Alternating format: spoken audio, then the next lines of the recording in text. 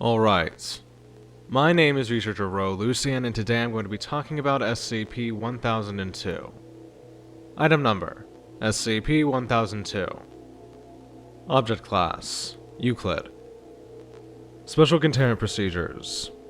All objects tied to instances of SCP-1002 are to be contained in a brightly lit 6m by 6m chamber. SCP-1002-6 is to be contained in a suitably sized hangar. No D-Class personnel are to come within 10 meters of the containment chamber or hangar. No personnel involved with end-of-the-month termination for D-Class personnel are to come within 10 meters of the containment chamber or hangar. All interactions with SCP-1002 instances are to be done via robotic drone. SCP-1002's containment chamber is to be guarded by 3 members of security who have not yet killed in a combat situation. The same will be done with SCP-1002-6's containment hangar. Description: SCP-1002 is an abnormal shadow belonging to a group of 6 objects currently in Foundation custody. Each of these objects possesses the shadow of a humanoid individual, dressed in a law enforcement uniform. Objects tied to SCP-1002 currently in containment are SCP-1002-1, a grandfather clock retrieved from possesses the shadow of a medieval knight. SCP-1002-2, a small pole retrieved from possesses the shadow of a member of PD. SCP-1002-3, large printer retrieved from possesses the shadow of a Roman soldier. SCP-1002-4, a pigeon retrieved from possesses the shadow of a member of the police force.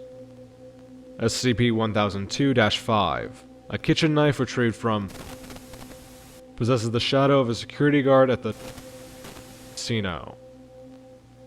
SCP-1002-6, a Boeing 737 retrieved from possesses the shadow of a member of a SWAT team. The objects tied to SCP-1002 do not behave in an anomalous manner with the exception of their shadow. SCP-1002 instances tied to these objects are dormant and stationary until an individual who's committed what is socially considered to be a crime in the last 6 months comes within 10 meters of the object they are tied to. At this point, SCP-1002 instances will become active and manifest as a dark humanoid figure similar in appearance to their dormant stage. SCP-1002 will then attempt to pursue the targeted individual. SCP-1002 instances have demonstrated high levels of agility and appear to be able to track their target through walls. If the targeted individual moves 10 meters away from the SCP-1002 instance, it will return to a dormant state at its original object. If the individual is caught by this manifestation, they will inflict a physical punishment directly proportionate to the crime the individual has committed. Despite the severity of this physical punishment, the victim will remain alive and conscious until taken 10 meters away from the manifestation.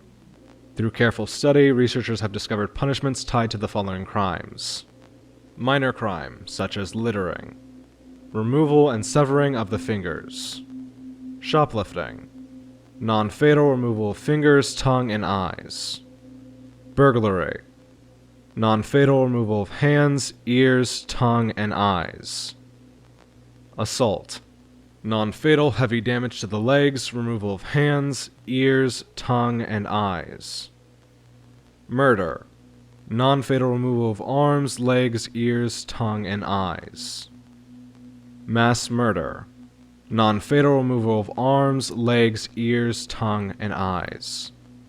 Subject was then disemboweled, and, using the subject's internal organs, suspended from the ceiling of the testing chamber.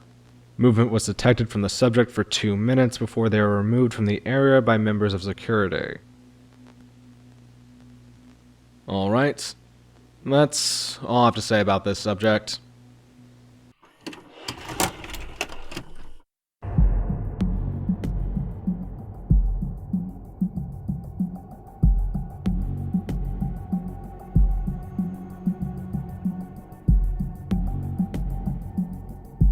Thank you all for watching, and a special thanks to all my patrons.